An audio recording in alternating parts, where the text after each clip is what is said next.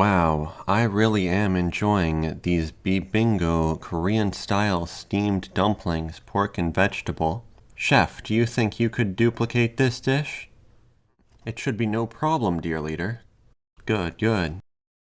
It's time to relax. What are you guys doing?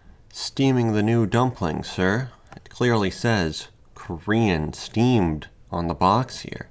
It says Korean style steamed dumplings, you idiots, not steamed Koreans. Today I will be reviewing bibigo Korean style steamed dumplings, pork and vegetable. So, pork and vegetable dumplings, Korean style. Let's see the nutrition. It's got the sauce and the dumplings separated out. 29% for total fat, 13% for cholesterol. A lot of sodium, like 41-ish, I think, percent sodium, 14% total carbohydrate, 15 grams of protein, and then almost 400 calories. So, salty. Why is everything so salty? I've noticed that especially microwave meals, this isn't too bad, but they're always salty. Whatever, 400 calories, probably pretty good. I was thinking these would be quite small dumplings. And then, what are the instructions? Cut one corner of the pouch to allow steam to escape. Okay, so I need scissors for this. Place sauce packet in warm water to thaw. Heat on high for 1 minute and 45 seconds. Let sit 1 minute. Not too long, 2 minutes and 45 seconds. Carefully open bag and remove tray.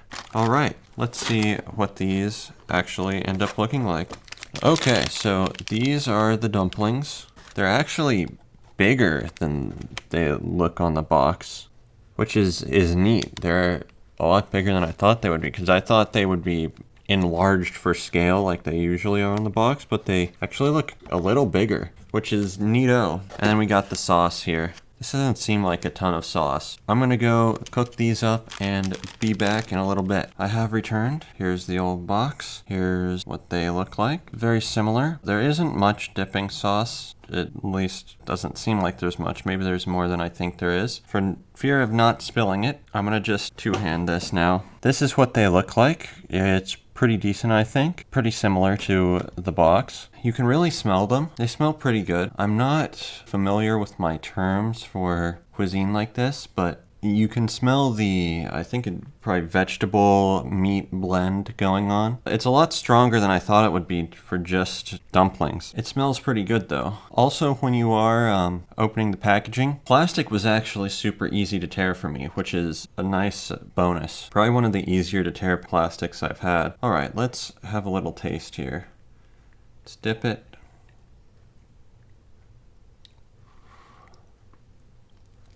So the first thing I notice when I eat it is the dough, at least at the top here where they've got these little spiral things going on. And at the top there at least, kind of sticky, which is a little weird. Otherwise, the outside's pretty decent. It sort of holds everything together and it's very smooth, nothing crazy about it, just sort of a pasta-like outer coating. It's more pasta-like than it is doughy, I'll put it that way. The inside's quite nice. It sort of melts in your mouth. There aren't big chunks of anything. It tastes pretty good. I'm not sure if whatever is in there or if it's the sauce, but some of it is very, or maybe not very, it kind of heat spicy.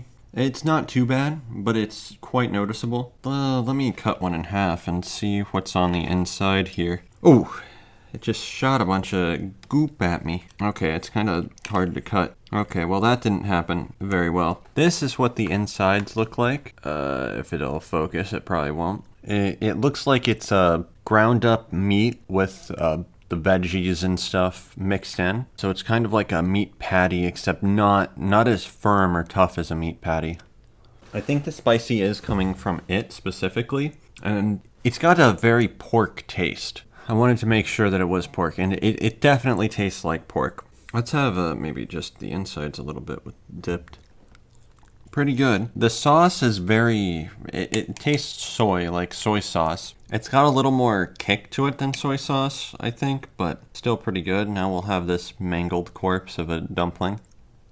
The sauce is very watery, which is fine. It just sort of splashes everywhere. In terms of taste, it's quite nice. It's more of a, how do I put this? It's kind of a rich, seasoned taste. I don't know the best way to describe it. It's got a lot more flavor than American dumplings, I'll tell you that much. And the texture is actually quite great. Pretty much everything melts in your mouth, even the pasta-ish outer coating. Dough, breading, whatever it is. I think it does kind of melt away while you're eating. It's quite nice. I like it a lot. I like the texture and how it feels to eat. And I like the taste too. It's quite flavorful. Alright, as an add-on to this, I finished my thing and I felt like there was something kind of negative that I decided about them. The little top thing here, kind of awkward to eat. It's a lot tougher than the rest of the dough and everything surrounding it. For one of them it was sticky, but for a lot of them it's just kind of tough and a little weird. It's not too bad though. I'd still say they're pretty good. The sauce as well, it's a little vinegary and kind of sweet, but I think it's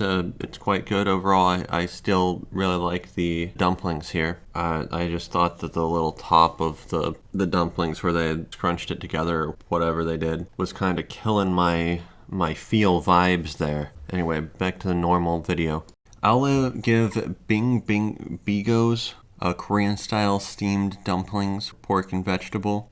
I'll give them a 9 out of 10. I quite like them. I think they've got a lot more unique flavor going on than most microwave meals. They're also kind of a pleasure to eat with the melt in your mouth thing going on. I don't know, I just kind of like everything about the dish. Quite good. I like it a lot. I really need to try more foreign meat dishes and vegetables so that I can actually accurately describe how they taste. 9 out of 10. Thank you for watching. See ya. Welcome to the outro, my dudes. Be sure to like, comment, and subscribe. In this outro, I want to tell you a tragedy that happened but one day ago. Around 10 p.m., the power went out, and it did not come back till like 4 or 5 a.m. It was terrible. This is especially terrible for me, as I have the brilliant vampiric sleep schedule of waking up at 6 p.m. and going to bed at like 8 a.m. So I was without power, which is absolutely abhorrent for someone like me who spends all their time on the computer. I actually, forgive me for speaking of such heresy, went outside and, checked out what the issue was, and there was like a main power line thing down. But yeah, I actually left my house. Very unfortunate. Yeah, and then I also had a job interview at noon today, so I probably should have just slept through power being out. But I was awake in hopes that I could get on and actually complete my video game dailies, which I did not end up being able to do before reset. So sad. How will I ever financially recover from this? In-game, of course. Thank you for watching. Hopefully the power doesn't go out again. See ya.